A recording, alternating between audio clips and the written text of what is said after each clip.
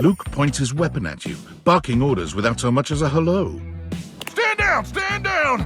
Drop your weapons and show me your hands! And 2 sets of government-issued ID. Or a utility bill with your current street address also works. It's not preferable, but it'll suffice. Do it!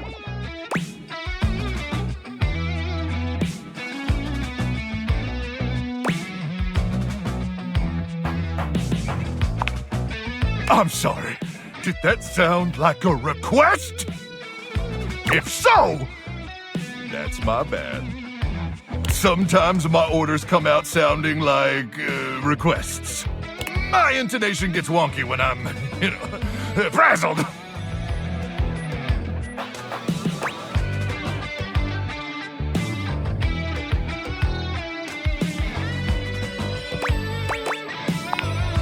You do? Well, I appreciate you sharing. It's nice to not feel alone. Anyway, I swear to the immortals, if you don't show me your hands this second, I will blow your head straight back to the Barrens. And if I do that, it's a 3-hour drive for you to get out there and retrieve it. It's a toll road, too. It'll just waste your entire day. I'm gonna give you to the count of 3, 2, 1...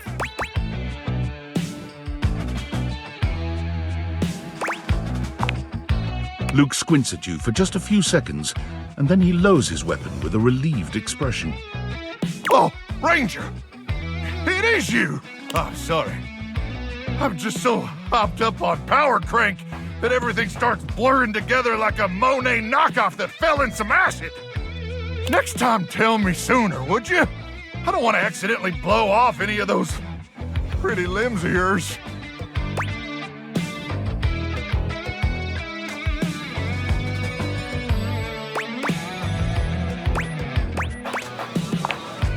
I am sorry about nearly blowing your head off, though. I just thought you were a swarmer. They infiltrated our defenses last night. Sneak attack. They came about 0200, probably intending to assassinate me, ensure I don't complete the mission. But I got the drop on them.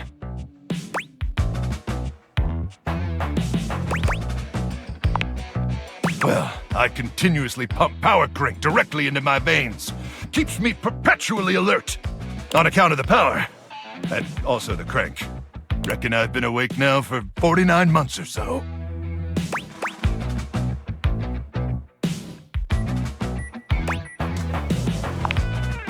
Yeah, but the Power Crank manufacturers say if my liver self-immolates, they'll grow me a brand new one in a tank. That's the Power Crank guarantee. But, getting back to the issue at hand, the swarmers did their best to neutralize us, but I dispatched them easily. They never would have reached the device anyway. It's hidden deep, deep, deep within my chassis, and no one gets in there.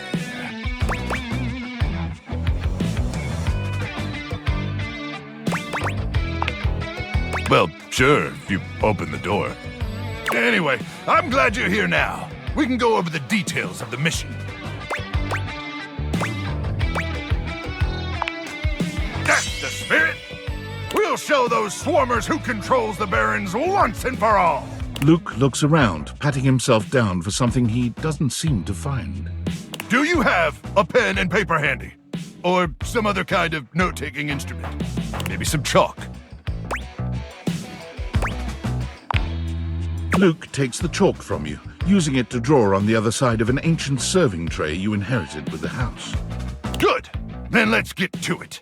At 0900 hours tomorrow, we leave here and head 10 clicks southeast into the death zone. That'll take us just past the Sea of Death and the all-inclusive Death Resort on Death Beach. If all goes smoothly, we'll arrive on the outskirts of the Swarmer's Nest around 0700. You getting all this, Ranger?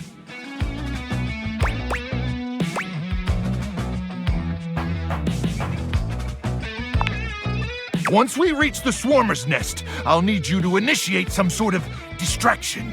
Something that'll allow me to slip past their security undetected. Any ideas?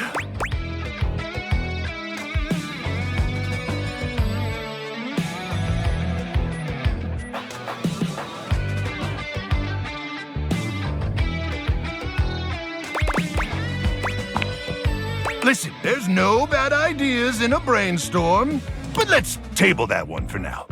Anyway, once I'm inside their defenses, I'll give you the signal, and you'll remotely detonate the device, okay?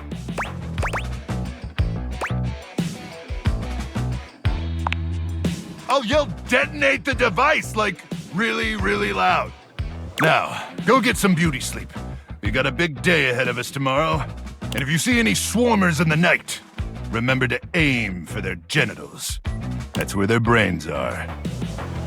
May the immortals watch over and protect you.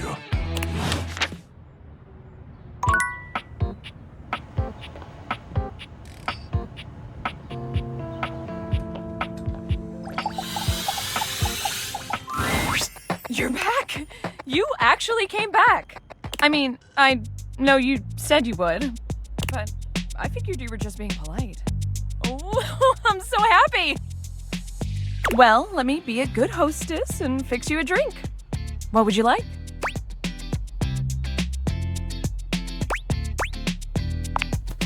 Excellent!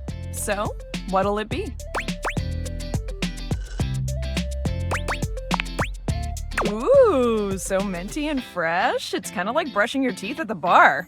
That sounded more appealing in my head. Coming right up.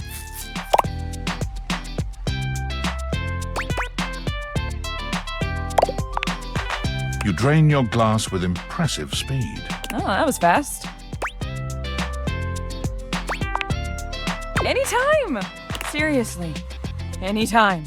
I still haven't had any new customers. I don't know what I'm doing wrong. I make good drinks, I picked a good spot for my bar, and I'm cute and charming to boot. What else do I need? Advertise? You really think that's necessary? Oh. Yeah, I guess that's true. Damn. That feels so obvious now. I just figured word of mouth would be all I needed, right? I mean, they say that's the best form of advertising. But I guess if there are no mouths in the first place, then there can't be any words. That sentence made more sense in my head, but you know what I mean. Too bad this house doesn't have someone like the concept of graphic design or marketing to help me. So, I guess we're gonna be doing it ourselves. Now, we need this ad to be enticing.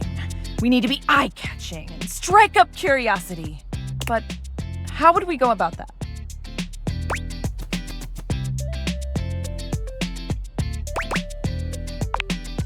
What? I'm sorry, a threat?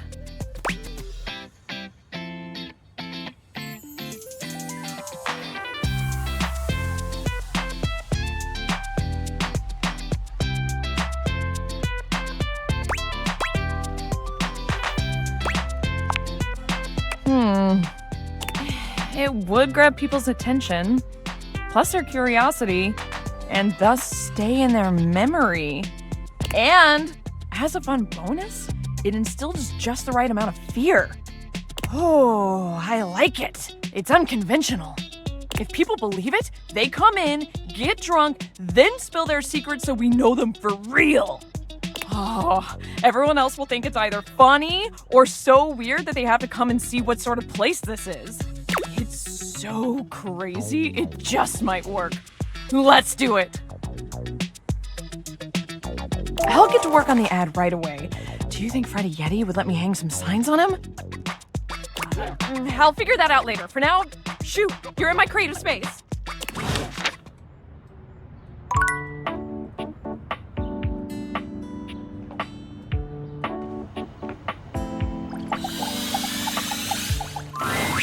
After your last encounter, you're not entirely surprised to hear the friar's voice before you enter the kitchen. You are, however, surprised by the volume and tone of his voice, as well as the presence of two others. It seems there's a lively discussion going on when you enter. There is no reason to raise your voices. We can speak like civilized devices. I see right through you, Father! Friar, those who cannot handle progress and efficiency are doomed to oblivion and obscurity. It is perfectly natural to react to one's own obsolescence with anger. You do your best to be quiet, but the moment your foot makes contact with the kitchen floor, 3 heads whip around to look at you. You! Yes, you! Come here! Adding another to your ranks will not help your cause. Will you shut your goddamn fry hole for just 1 second? We're obviously not going to settle this going around in circles like we've been. So, you're just in time.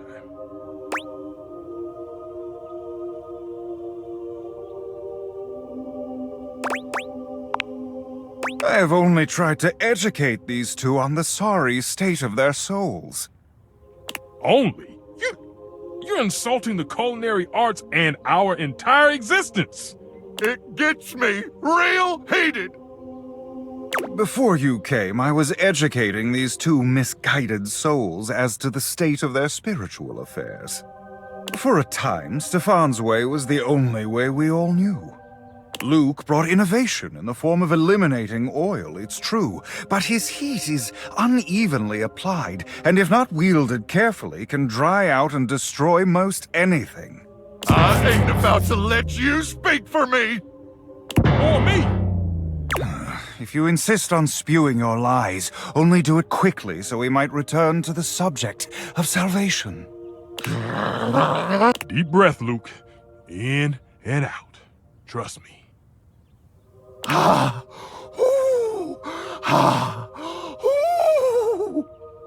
Oh, there you are. Beautiful. Just like that. I'm gonna go first, so I don't lose my goddamn cool and forget what I was gonna say. Sure, buddy. Go ahead. Look, microwaves a real versatile tool. Time was you couldn't enjoy a meal without wasting away over a hot stove. No offense, Stefan. Some taken. But go on. I revolutionized things. Housewives in the 70s could feed their families without so much hullabaloo. I can handle anything. You want it, you got it. Baking a potato, I got it. Boiling water, oh, I got that too. Nuking some dino nuggets or pizza rolls, I'm your microwave.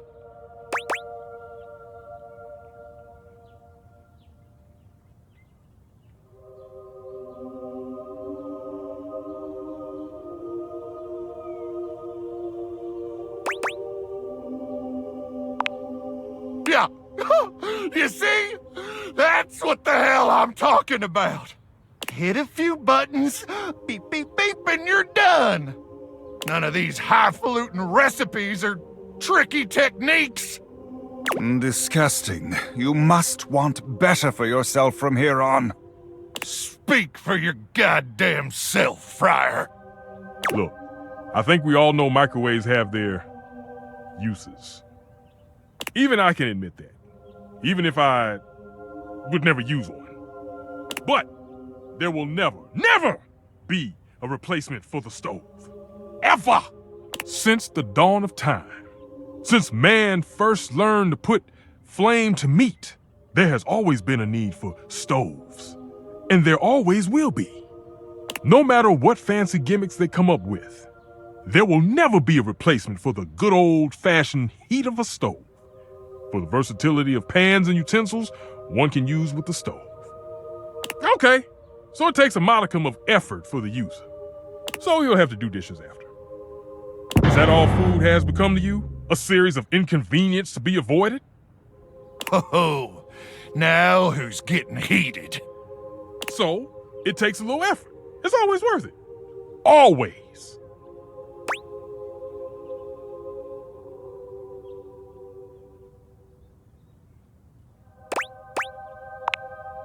I had thought you knew better. That you are used to something does not mean it is superior, or that it always must be the way forward. No! The stovetop is eternal. They can invent 10,000 cooking gimmick machines, but no one's ever gonna invent anything that can top the stove. Enough. Against my better judgment, I have allowed you both time enough to propagate your lies and blasphemies. Now, it is my time to speak. Here we go. Just give him a minute, Luke. He'll trip himself up. There have been many culinary innovations over the history of mankind. Innovations that allowed man to take great steps forward and truly progress. The refrigerator, the food processor. But the microwave failed to solve the problem of fat needed to make food crispy and evenly heated. The stove might be what mankind has known for years, but it requires both fat and needless effort to transform food. But the power of convection eliminates the need for all these things. And unlike a convection oven, an air fryer distributes air over a much smaller area, cooking food much faster. Those dinosaur nuggets Mr. Nuke'm professes to make so well, I can make them better. Pizza rolls, I have perfected them. There is nothing those two can do that I cannot. Damn lies! You seriously believe this? This bullshit?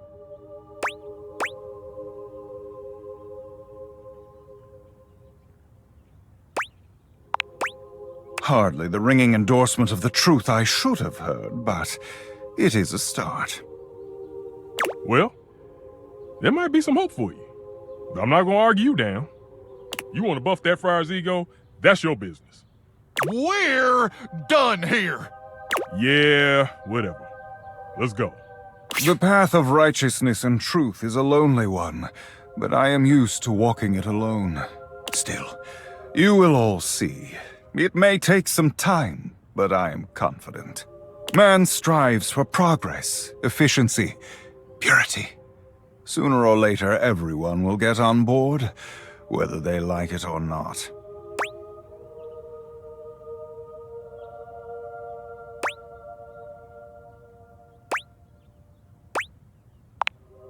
Indeed, but we must do more than hope. I pray they will see reason sooner rather than later, but I know it is an inevitability. Those two disrupted my ministry. If you'll excuse me, I must catch up on some things. You will return, yes? See you later, then. The friar busies himself muttering a prayer under his breath, turning away from you and paging through what appears to be a manual of some kind.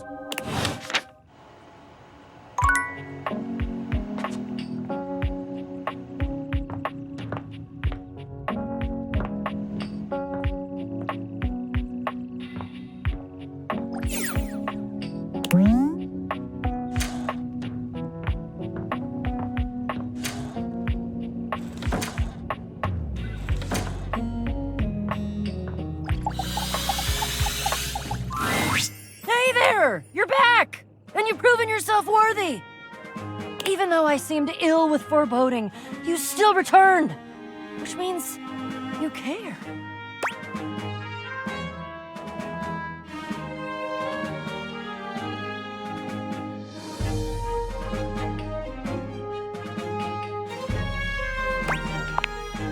If I promised to?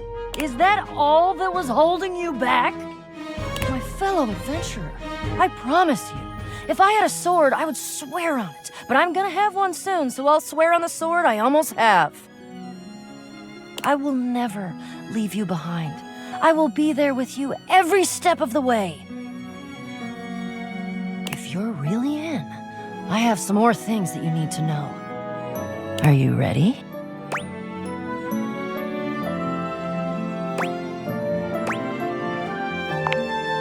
We've got a lot to go over. This is a two-part quest. Most good quests have multiple parts, and this is the best quest, so obviously it has multiple parts. I'm officially inviting you to go with me on the first part, the quest of the secret sword. It will be incredibly dangerous.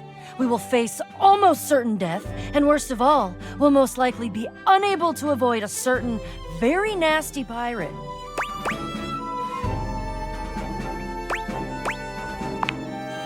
Oh yeah, for sure. But don't worry. You can die every day, doing all sorts of normal things. You're gonna be fine. If you die, I promise I will be very respectful about keeping your remaining stuff organized.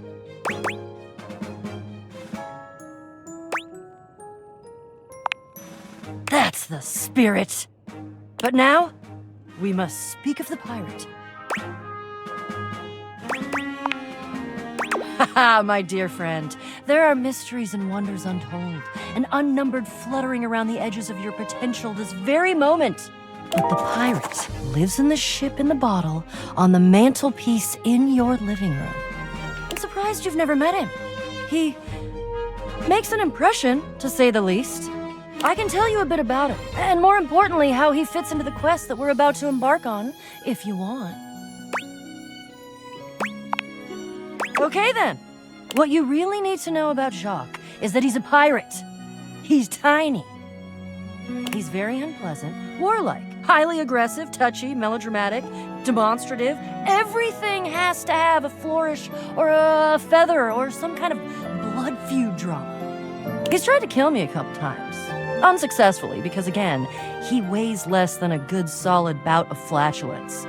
They can make a reality show about him, and he'd be the only one in it because he lives in a freaking bottle. It would still be a good show, actually. Oh, and also, the secret sword that we're about to get is in the hold of his ship.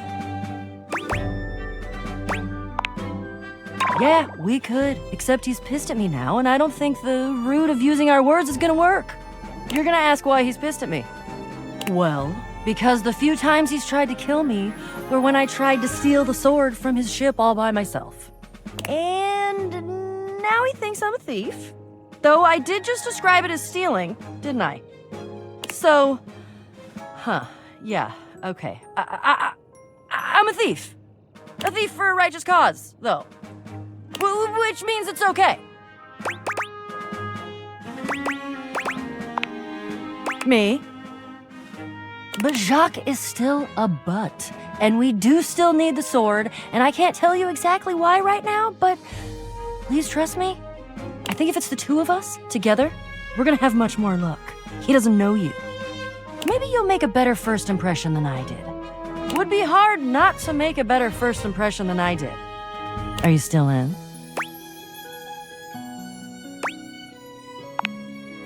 Phew. Wonderful. Trust me. This is going to be the adventure of all of our lives.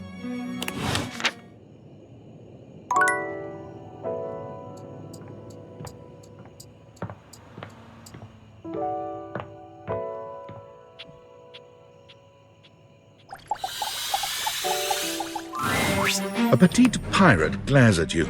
There's so much to take in here. But you don't dare to get a good look in when he looks like he's contemplating running you through.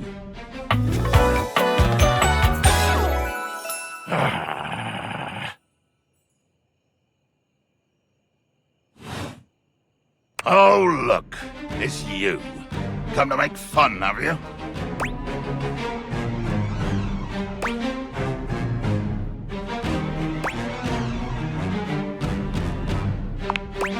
Well, go ahead, you scallywag. Think I haven't heard it? Do you legitimately imagine anything that cascaded out of that Brobdingnagian mouth of yours could shock me. Do you honestly believe I can be shocked?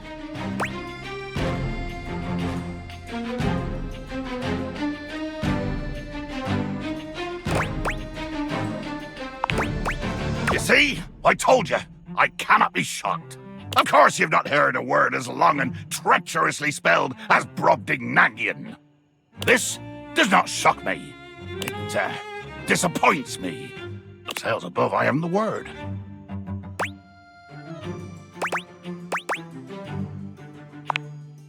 Woeful. Woeful indeed. Full of the woe I inflict on any enemy. Every land-loving build-sucker foolish enough to cross me path.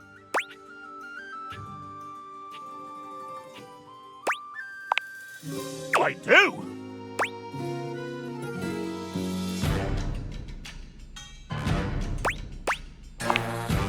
Rub me? As in, rub the bottle? You must take me for some kind of hellfire genie! Oh, it's a bottle joke then! Your first shot is fired, cannon roaring at the attack! The wind of the hunt cracking, the spray flying, the bowsprit dripping bloody avarice as you come for me!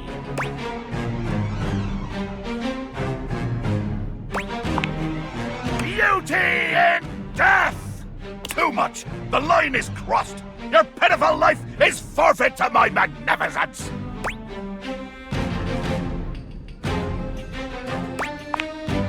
Love? Think ye I look for love? Your insolence brings you only death! Dear sweet Davy Phones! If you insist on reducing everything to its simplest expression... Yes, I am going to kill you. Bear witness to your undoing.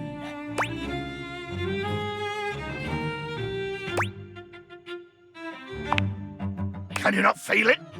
Do you beg for quarter? For mercy from the most murderous, blood-eyed codger to plough the fathomless flood? Of course I am! I am killing you, right now! I'm tearing you limb from limb and dangling your bits from the rigging to tempt the crows. You take a moment to inspect yourself. Your limbs and bits all appear to be just where you left them. Oh, I am. I'm filleting your sorry rind. In my mind. Damn your hide, speculative! It's as real as the snap of sail in the wind, the squish of flesh and bone as it makes way for my blade.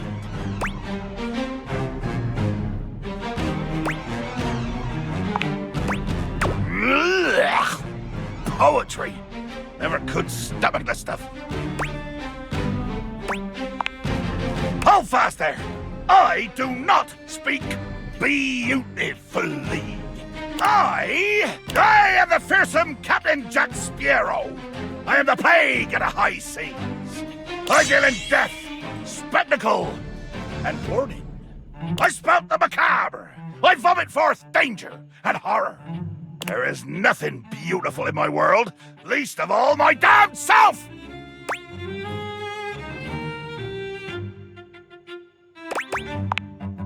Jaques makes a strange noise, almost akin to a growl. He looks positively put out.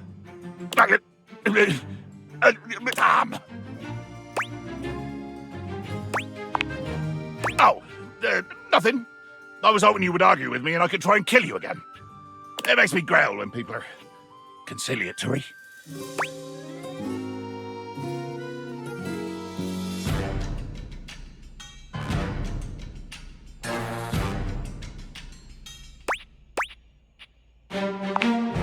Let there be blood!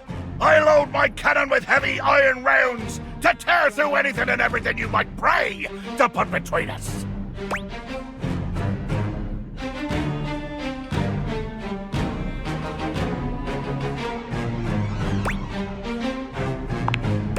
How dare you? If I did use seeds in my horrible hands, they would be more deadly than curare!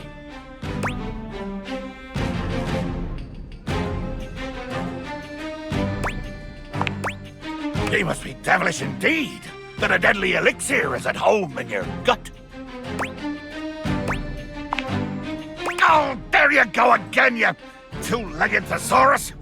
You toss words in my face like so many netted squid that I find that they strike me. They strike me.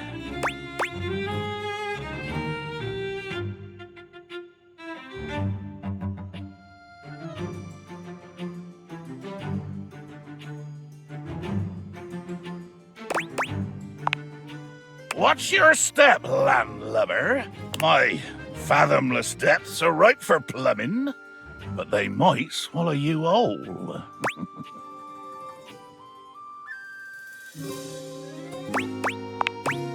Jaques looks all around the room as he speaks, one hand awkwardly clutching his sword handle. You've never seen him look so unsure of himself. You know, I've just remembered that I have to swab the deck. Yeah, the deck needs a good swabbing before I do any intercourse. I mean, killing and battling and all the other lovely violent things. So, another time, post-swab. You bastard.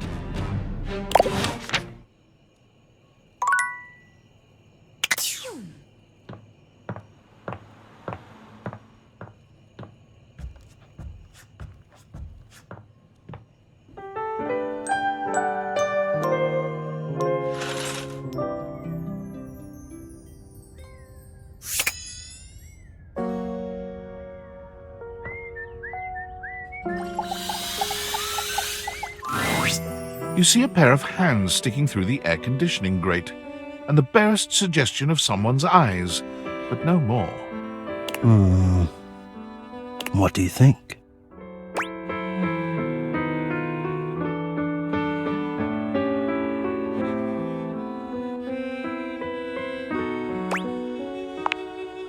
I am relieved. Hello. I am Hector Valentino Ernesto Condicionado. At your service. Well, hello there.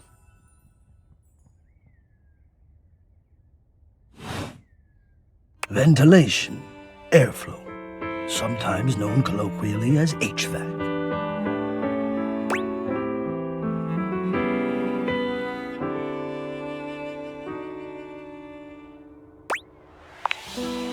Yes, to hear me.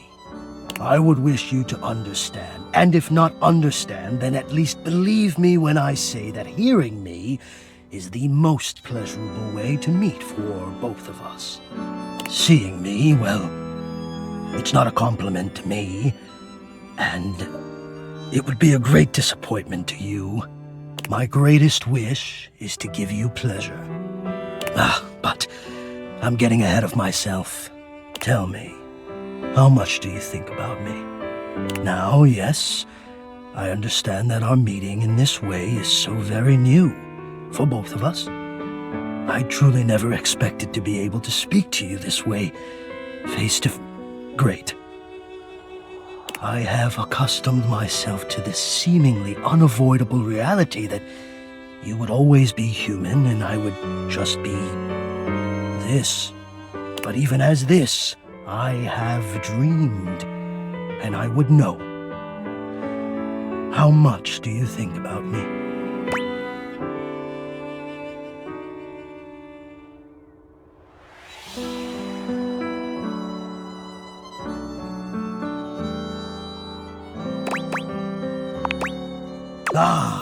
And do you? I have noticed.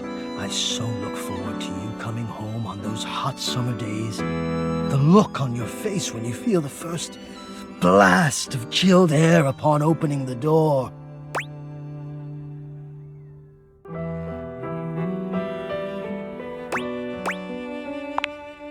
Yes! And when it is cold outside and you walk in and you can slowly warm up and remove your coat, your hat, you can begin to get comfortable and relax into the evening ahead of you.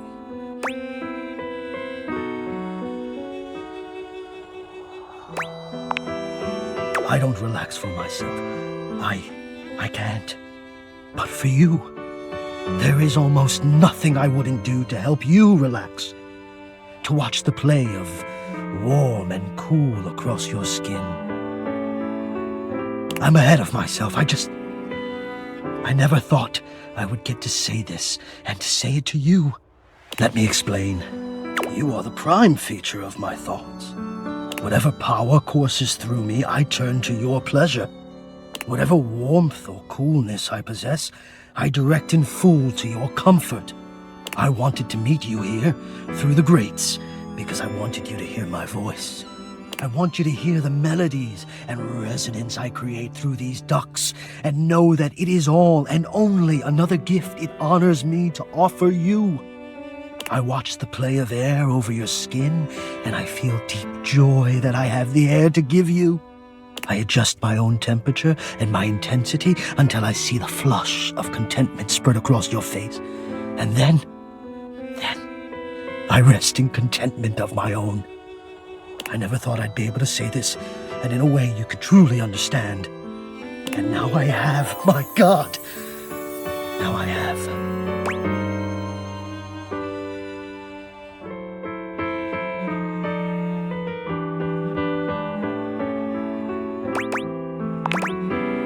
It is. I know it.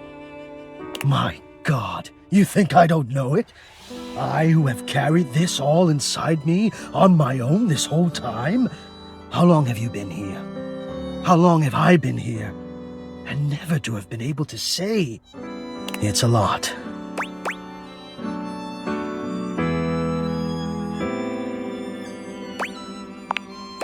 I apologize deeply. I will let you go. I will stop.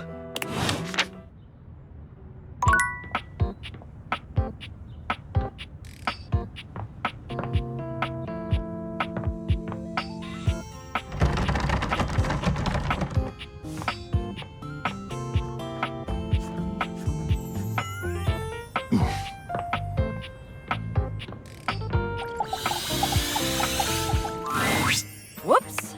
This is the wrong meeting place. Go meet me at the bottle above the fireplace. Daring and daring do await.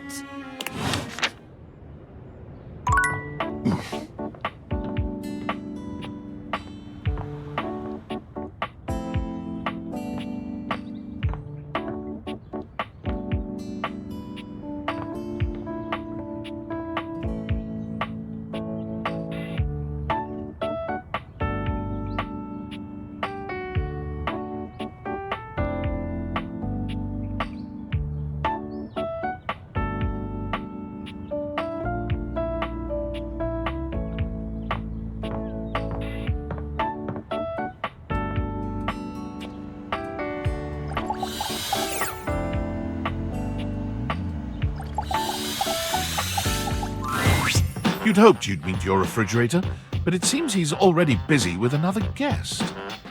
Freddy, this is all rather dull. How can you say that when you haven't heard the coolest part? Regale me. The point in which gelatin goes from a liquid to a solid. Can you guess the temperature? Certainly. Go on. Guess for me. I do not guess. Perhaps this human would like to essay an attempt.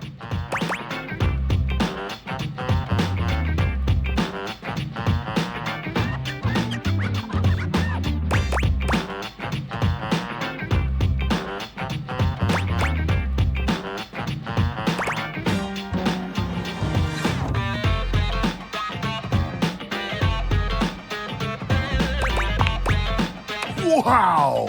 How did you know? Oh, look at the time. I must be on my way to a more interesting conversation. Now alone, the massive Yeti turns his attention to you. You want to speak to him, but it takes you a few moments to process what you're seeing. Yep, that is indeed a Yeti. Massive, furry, and decked out in his finest winter wear. Huh.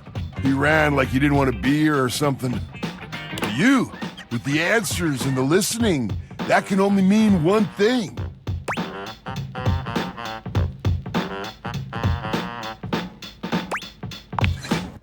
Well, yeah, but not in an official kind of way. It's that with you standing in the kitchen, I'm no longer the coolest thing in here.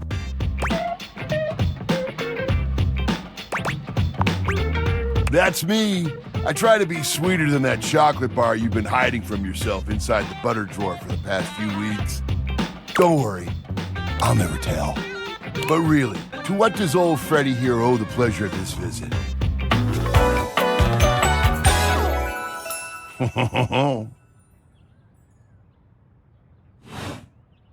Oh, did you make another order to food fetch? What did you get this time? Did you order sushi? Oh, I love it when you get those little rolls that you have the tiny bubbles on top. No, wait. You know what we haven't had in a while? Burritos. But you might want to hold back on the beans because, well, you know why.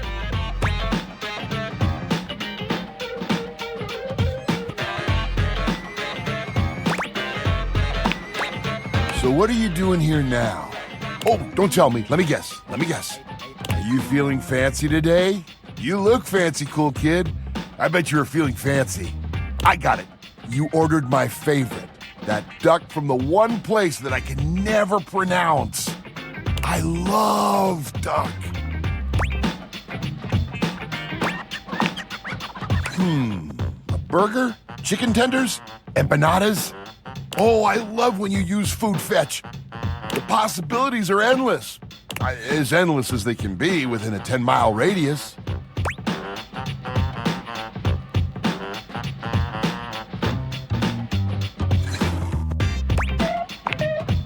Oh, sure. We sure do.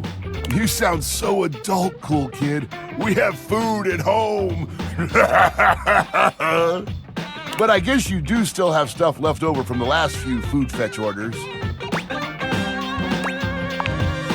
You hungry? What can we get you?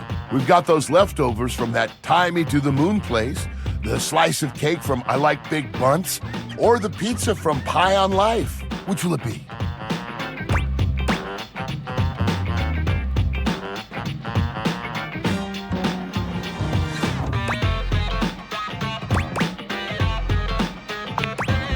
No such thing as a bad slice of pizza. I will say I was judging you a little when I saw the pineapple on it. But I'll admit it smelled fantastic.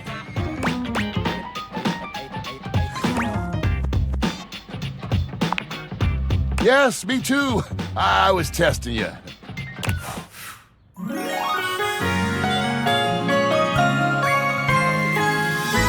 I feel a beast of a love connection with you. Just kidding, cool kid. It's not true love just yet, but still, I like your style. Man, that pizza, the way that cheese was stretching, I get shivers just thinking about it. So good. Za is a way of life. I know you eat it cold sometimes, but I can make a suggestion on how to make it better. Slide that leftover slice on a pan inside the oven on low.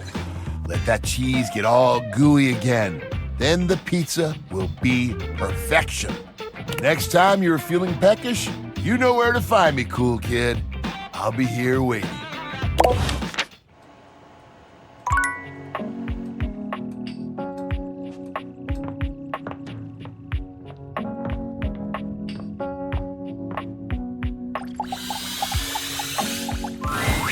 Well, say howdy, honey. Don't you look nice today?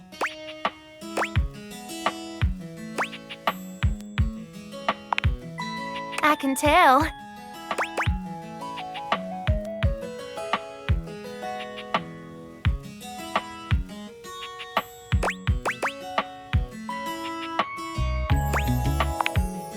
Oh, you know, just catching up on some reading. Some novels, a bit of light research. Mostly abiological history. You know, when dust first started settling and forming into bunnies, historical data, that sort of thing. Also parsing through archaeological research. Mite morphology, translating timeless, tarnished texts. The basics.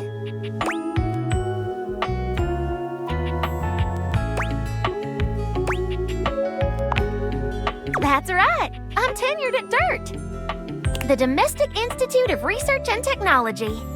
I've been teaching there for, oh gosh, I finished my first PhD 8 years ago. Plus, my time as a PTI during my master's, so 114 years?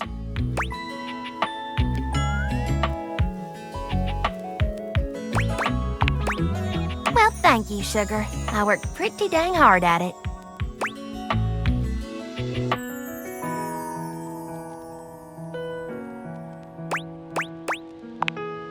It's been a lot of mud, sweat, and tears, let me tell you. Others were already judging me based on my looks. Why not own it? And get paid for it, too.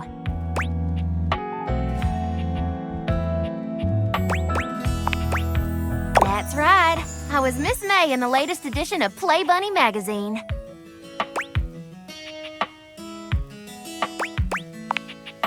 Thank you.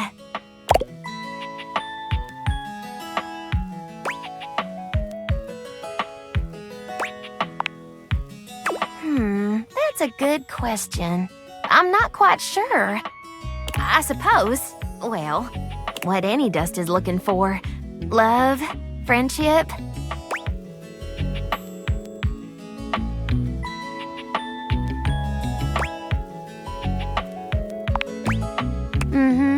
I could tell. Let me be 100% honest with you. I may put myself out there, but work keeps me pretty busy. I don't meet that many new folks, especially humans. I'm very selective about who I spend my time with, and what few others I can let in.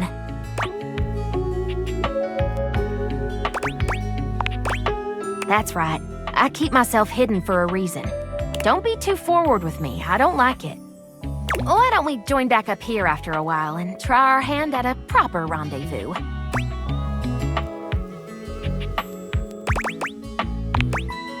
Maybe something that can handle getting dirty. You let me worry about the details. All you have to do is show up. See you around.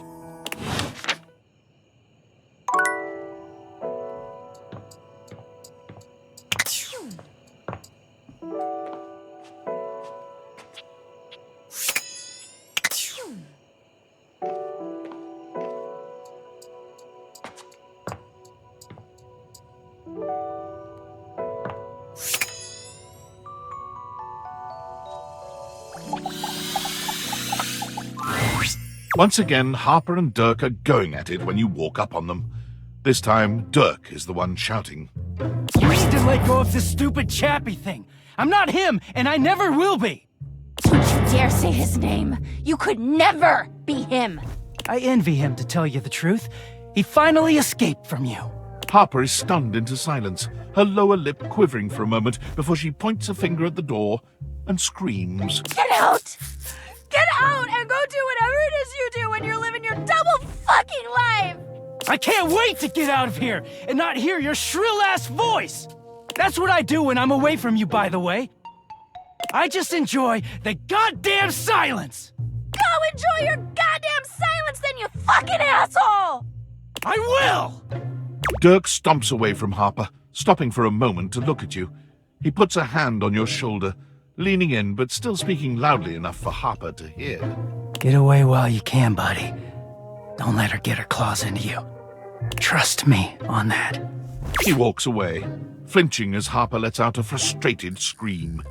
The moment he's gone, Harper exhales, turning on a bright smile for you.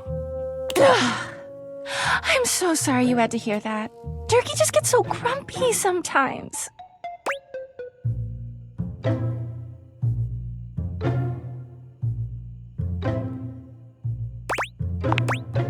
Oh, he's happy all the time when no one else is around. He just gets brave when he has an audience. You seem like someone who gets relationships. I've been thinking a lot about my relationship with Turkey lately. You'll listen to me, won't you?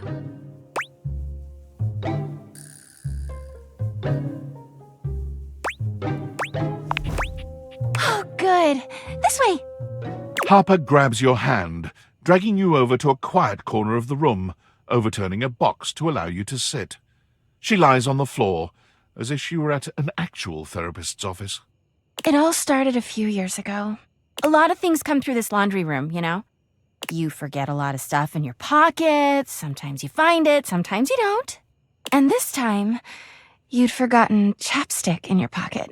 God, what a stick of chapstick he was. His name was Chappie, and he had the softest lips you can imagine. We spent weeks together. It was a real whirlwind romance. He started talking engagement towards the end, hoping maybe you'd forget a ring-shaped object in your pocket one of these days.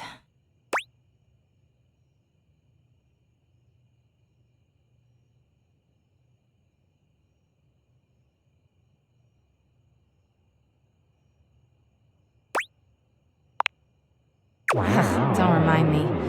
That time I found an onion ring in your jeans pocket. God! Anyway, Chappie had crawled back into the pocket of one of your pants. He liked the dark. It made him feel safe. Harper sniffles, growing silent for a moment. When she speaks, her voice is filled with emotion. And then you washed him. Washford and Drysdale brought him back to me. I'll never forget it. He was melted. She lets out a sob. He wasn't the same after that. I tried to keep things going. Harper turns to you, sadness and anger in her eyes. But you threw him away!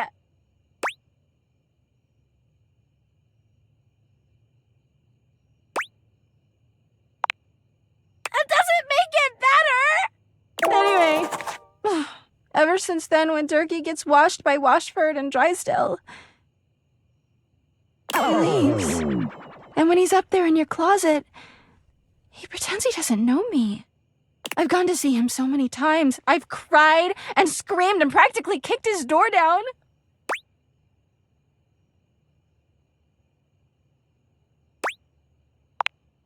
Because he's a low-down, dirty cheater. I know that Durkee is cheating when he's up there. He calls himself Clarence and acts like he's so cool and above everybody else. Tell the truth, Durkee! I know you and those Hanks are getting it whenever you're up there. And he's got a stream of objects coming in and out of that closet. I know it!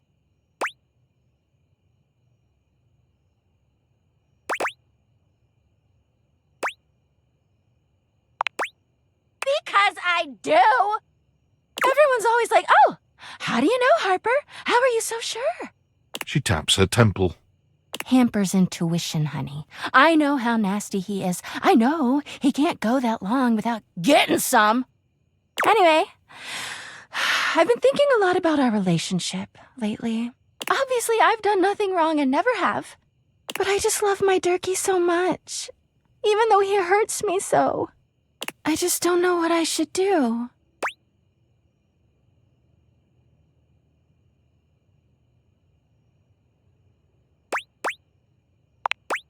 But I love him so much. I just can't do that. Well, I guess I should go. Durkee could be doing God knows what out there. I gotta find him before he cheats on me. She sits up, smiling cheerfully. Thanks for listening. I feel so much better. Bye!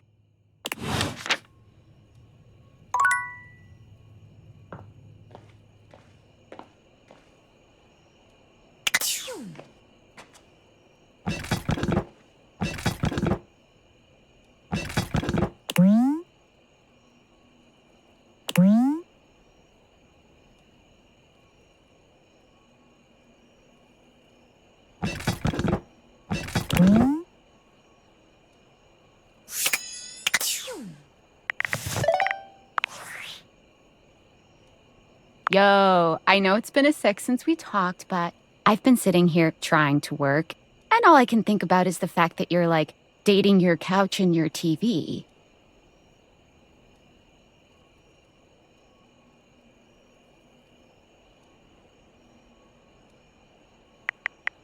Ah, sorry, friend. I don't mean to complain. Just, I need to know how your whole, like, household object harem anime is going.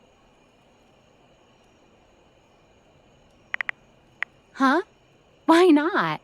It shouldn't be that hard to know where you stand with your refrigerator.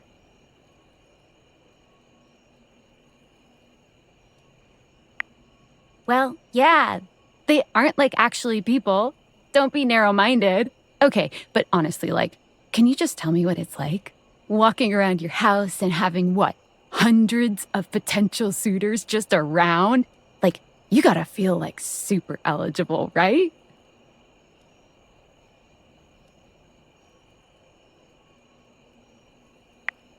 Aw, don't feel awkward. Just believe in yourself. I just gotta know one thing. When you're out here dating your appliances, are you guys, you know...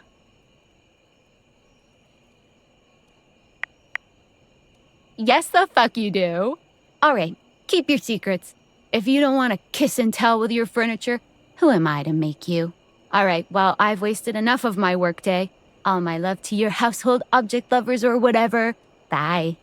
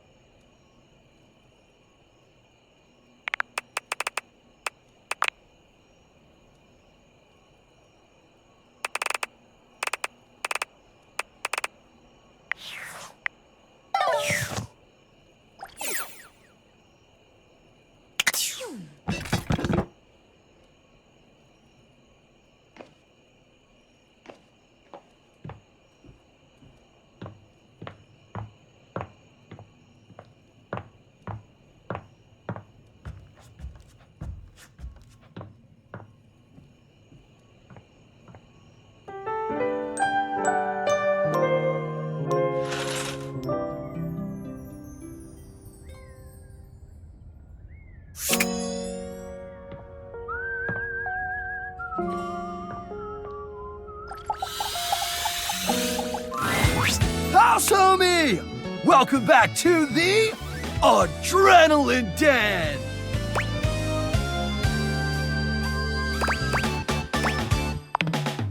You're standing in it, amigo. We just named it. Do you like it? Is it in a mood? It came to us in a dream. You were there too, but you were wearing a lot less.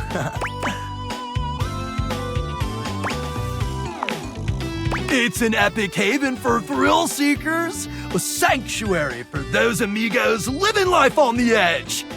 A place to relax and recharge after an eventful day riding the slopes of the stairs or the waves of the bathtub. Or down the chimney. So, if you're looking for a comfy pad to crash with some extra comfy bodies, hang with us at the Adrenaline Den!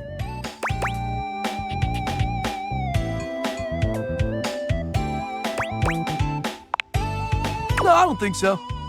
Anyway, give us 2 minutes, would you? You caught us right in the middle of visualizing success and some other slightly naughtier imagery. We sit and do it for 37 minutes every day. It's tight, Broseph! Ah, meditation!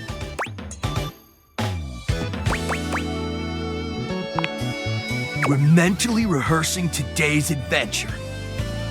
Imagining executing each maneuver with flawless precision. Visualize to realize! We're going windsurfing! Yay!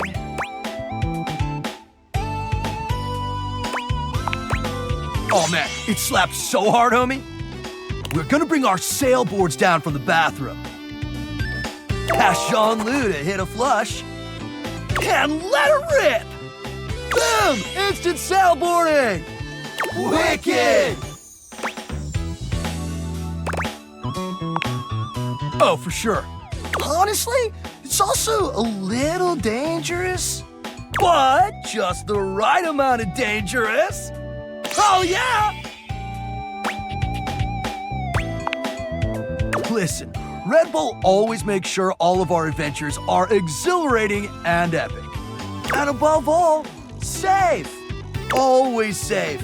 Super safe, fam. No cap. Yeah? Tell that to Hank number 6. Nothing nefarious, if that's what you're asking.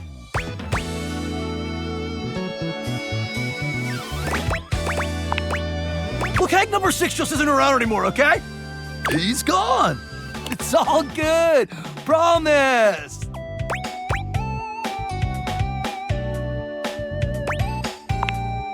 Hey, homie. No offense, cause we think you got riz. But we can't have you hanging around if you're gonna be sowing discord in the team, you know? Yeah, you're sexy as hell, but we need to be in total harmony to pull off our epic stunts. Anyway, enough about that. What's important is, are you gonna be joining us on today's epic windsurfing activity? Are you?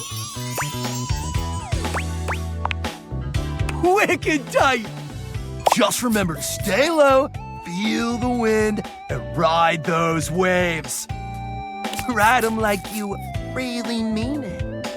Let's go shred it up, dog!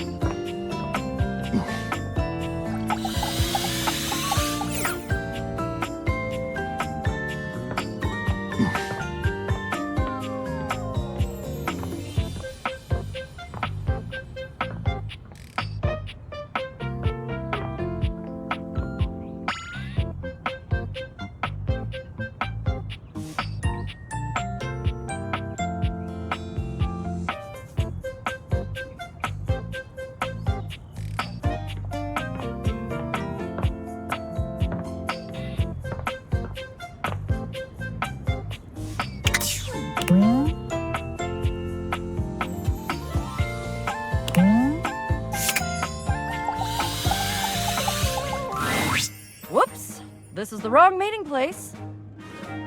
Go meet me at the bottle above the fireplace. Daring and daring do await.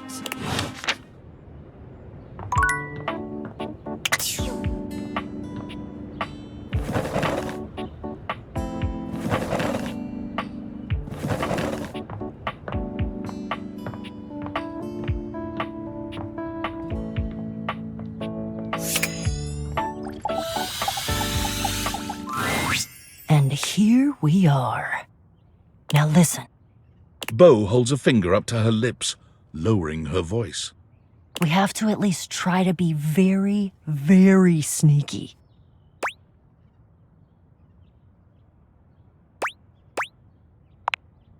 Precisely.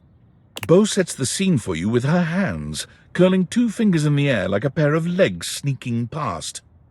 The goal is to sneak into the ship, sneak past Jaques, who will probably be sitting on the deck staring out at his plastic ocean. Then we sneak.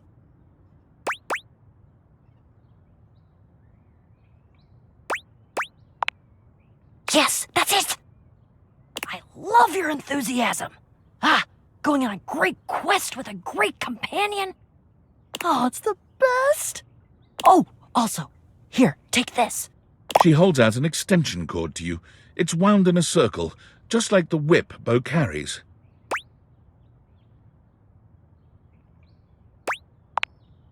I made it for you. I figured since we're going on the great quests, you're gonna need some kind of a weapon.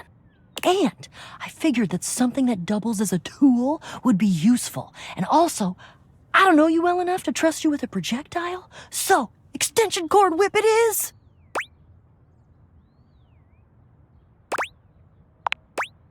We're looking for the secret sword.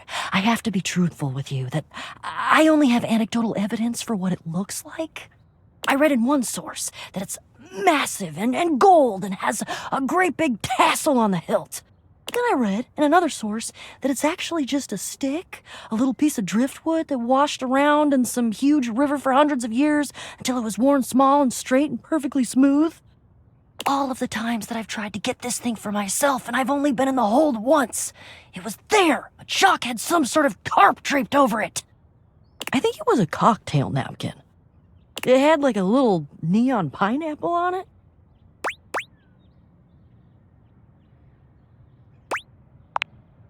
Oh, it all adds to the fun. I can tell you for absolute certain, though, we will know it when we see it. Whatever it looks like, it will be perfect and spectacular. Okay, in we go. Jaques draws his cocktail sword with a snarl. Stop! Right there! You insolent, trespassing repeat offender! I draw my sword at you. I bite my thumb. And I express gaseous matter towards your possession. Well, shit. Calm? You dare open your tag-along mouth to tell me to be calm? If you even knew the number of times this scallywag has invaded my ocean, boarded my ship, and attempted to swipe my precious personal property right out from underneath me, you would not be mashing your teeth together to form the repugnant, repulsive, and ultimately unsatisfactory word of calm! Yeah, you're angry. You're the fearsomest pirate of the 7 seas, and we should all bow and scrape to your terribleness. Except for, let's face facts, you don't have 7 seas. You have 1. And it's not a sea, it's a piece of molded plastic, and the paint is chipping.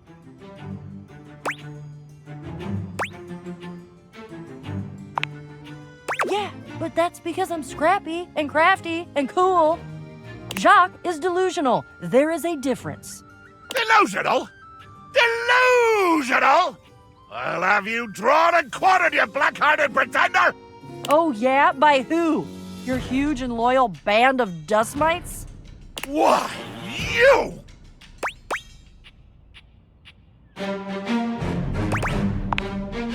Ha ha! And now we have the blessing of this young newcomer to do our damnedest to destroy each other. What a lovely day this is turning out to be. Oh, bring it on, Pipsqueak! I hope at least I get a few fun shots in before I crush you by accident. How dare you impugn my stature? Yeah, like I wasn't gonna go for the lowest hanging fruit in history. I'm a rapscallion, not a moron! How? A blow to the ankles, shriek, a slicing swing to the hip, debilitating you and bringing you crashing down to one knee. You pant, you beg, but I can see the fire of rebellion still burning in your eyes. And so, whammo! A down thrust with the force of a hurricane rains upon your shoulders, pounding your one supporting knee further and further into the unforgiving wood of my deck. You and Beau share a look.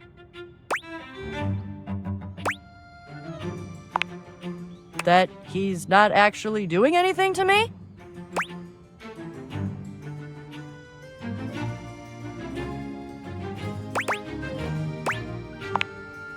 Yep, I know.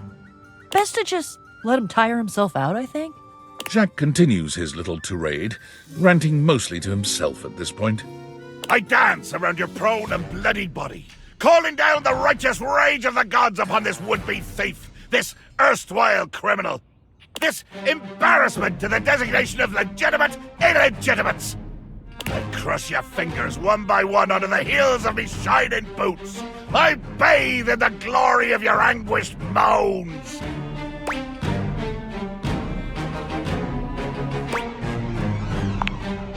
You know, I think I heard somewhere that he wrote a book of poetry at one point. Maybe once this quest is over, we can try to find it and stick it up on the refrigerator in the kitchen.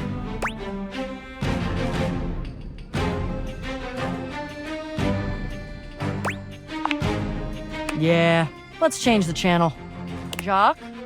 Jaques? Jaques pointedly ignores Beau, placing his hands over his ears. I cannot hear you. All I hear is the cries of my defeated enemy. Oh, music to my ears.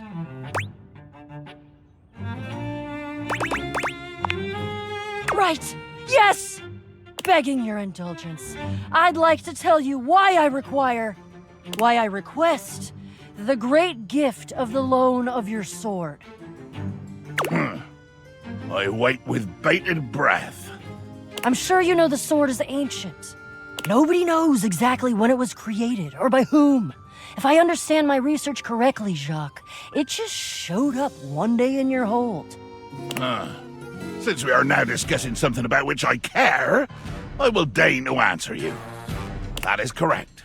One day, I awoke to find the sword in my hold, gleaming and sparkling in the early morning ocean light. The sword, ancient and glorious as it is also the only known key to defeating the fearsome Isolde. Blow me down. You lie. You must lie. Why would you? I've already defeated you. There is no way you could win, either physically or by trickery, so you must be saying the truth. Or at least, your version of the truth. Isolde. The Isolde?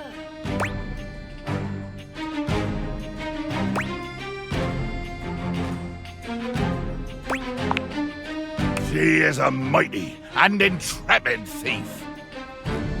She reigned over the house with unquestioned power years ago, until one day she just disappeared. Well, there were searches. I believe at one point even a quest to attempt to find her and bring her home, but all to no avail. Yeah, there was a quest. It was me.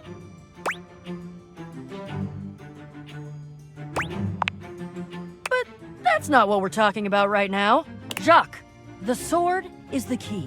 Without that sword, I cannot fight her. I cannot return her quarry to its rightful place. To be honest, without that sword, the greatest adventure of my existence ends right here, on the deck of your ship. Follow me. Jaques doesn't even wait for your answer before pushing past you and Beau. He doesn't bother turning as you call after him.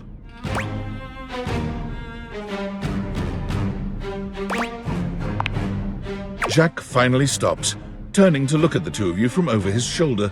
His expression is quite serious. We're going to the hold. Jaques leads you to a place deep within his ship, looking at you and Beau with a grave expression. This is my inner sanctum. As you can imagine, nobody comes here. Mostly because without the magic of those glasses you're wearing, nobody could fit. With two hands reverently on its sanctified cover, I slowly, dramatically slide the silken fabric off of the altar.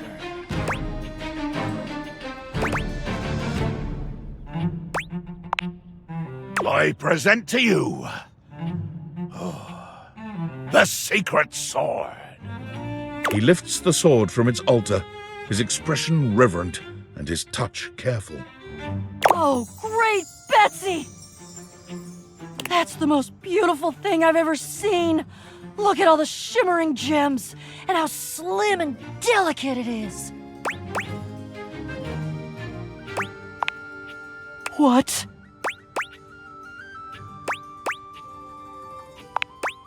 Recognize what? The sword? You've seen it before?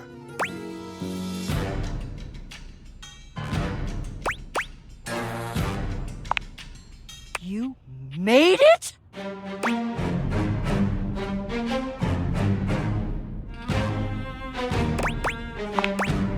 Jaques' face twists into a furious expression, his voice nearly cracking with the bubbling rage of your perceived insult.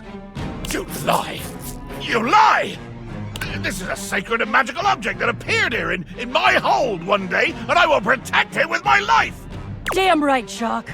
It is sacred and special. Whoa! I think Jaques is right. That's unexpected.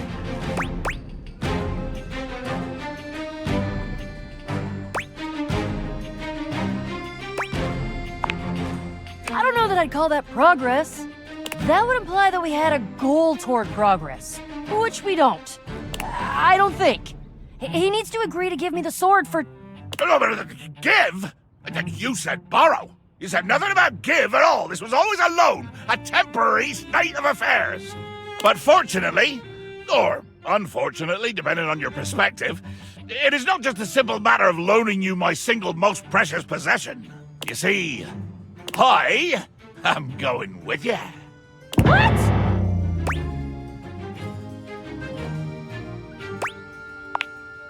I desire adventure. Need it. Even more than I detest your cardboard company. No the hell you're not! Over my dead boxes! No!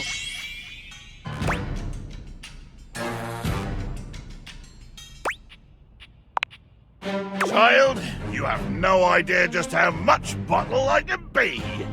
If it has to be, it has to be. I'm gonna go get my quips ready, though. Because this is the biggest adventure of my entire life, and I'm sure as hell not gonna miss it. Onward! To the boxes!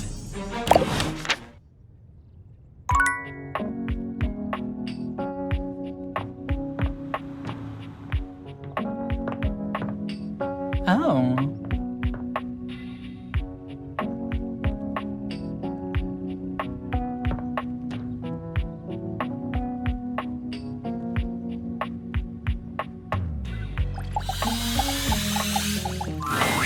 Ow! Oh, the light of day! It sears into my pasty skin! Oh! Hey there, my fellow connoisseur of forgotten objects. Feel free to browse my collection at any time. Just maybe knock before you blind me next time. Mind the roaches and the smell. You browse and admire Jerry's collection, and he admires you right back.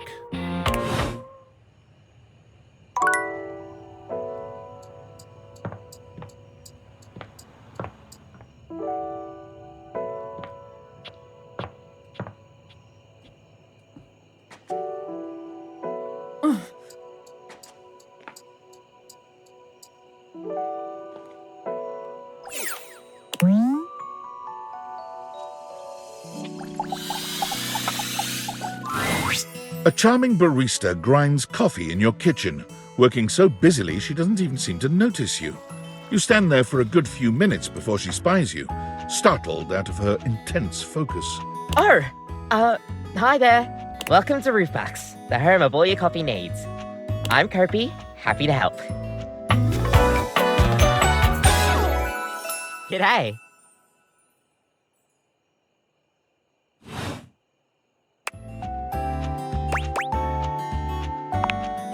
I, sure am. Here to make your day just a little bit brighter with a touch of coffee. Gosh, that never gets any less awkward to say. What can I get for you today?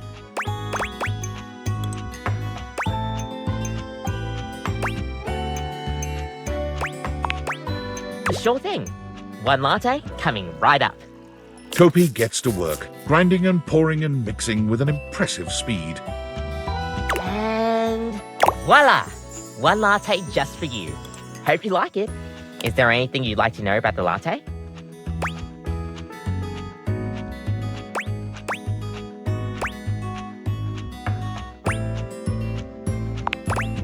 Well, that's the Italian word for milk. If you're in Italy, you have to order it as a cafe latte. Otherwise, they'll literally just give you a glass of milk. Right? I don't think my nerves could handle being handed a glass of milk like that. She shudders violently. We'll see you next time.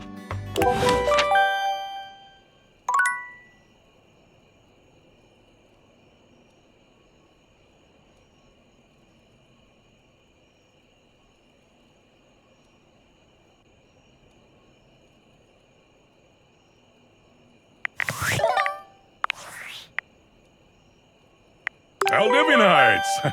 Salutations, and a good greeting from your CEO, David Most. Wow, the other night was quite a lively celebration, wasn't it? Honestly, I don't remember much. Which means Sandy in corporate events planning did her usual bang-up job. Inspirational work, Sandy. Way to earn that 3% cost of living bonus. Keep it up and undoubtedly you'll be CEO one day. Unfortunately, sometime during the festivities, my sunglasses seem to have been misplaced. By who, exactly, is impossible to know for sure. We've combed every inch of the hotel, and they did not end up in the lost and found. So it seems likely that someone mistakenly took them home. Honestly, they're worthless. They were given to me by someone special, and they do have some amount of sentimental value. So if you have any information related to their whereabouts, please email me ASAP. Oh, and if someone from the press happens to reach out, they were definitely just normal sunglasses and not a highly classified prototype we're secretly developing in conjunction with the federal government. Unrelated, please bid a fond Valdivian farewell to Sandy in corporate events planning, whose role has been eliminated due to ongoing workforce optimization efforts. Best of luck in all your new endeavors, Sandy.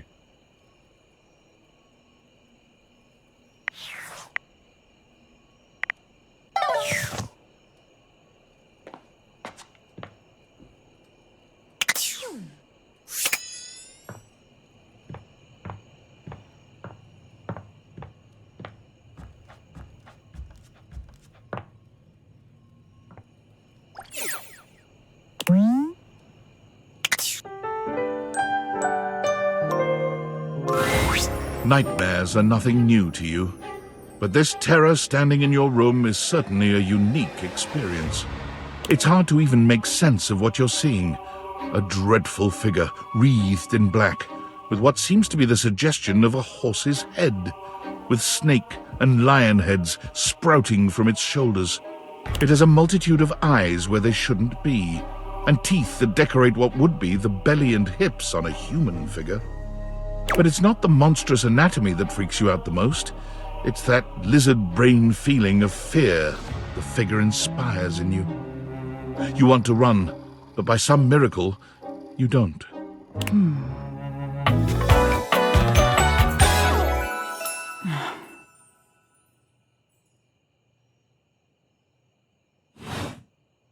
There's something crawling up your leg. Don't you feel it? You know it's there. A fly, maybe. Or something else. Something a little more malevolent. A little more vicious. Crawling up your leg. Aren't you going to do something about it? Ah, that's right. You can't move. Now there's another on your arm, and another on your shoulder. Dozens of little prickles across your skin. The prickles turn into punctures. The picture of poison pervading the parts of you keep under the covers. There's an itch by your mouth as one pries open your lips, scurrying down from your cheek. So many little legs. Spiders, or maybe ticks. Another crawls across the curve of your ear, and you hear it. The scuttling, the buzzing, the sound of your flesh being devoured in a million nanoscopic parts. Whatever they are, they're eating you alive.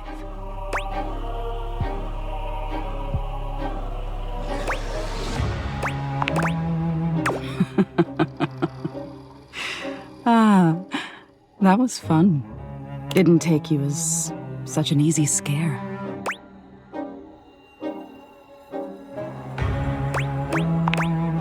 Oh, are you getting all flustered?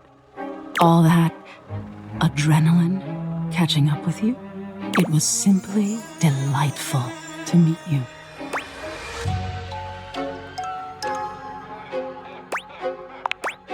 No need for pleasantries.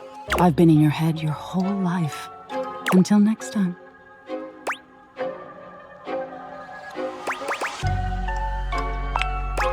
You'll see me sooner or later.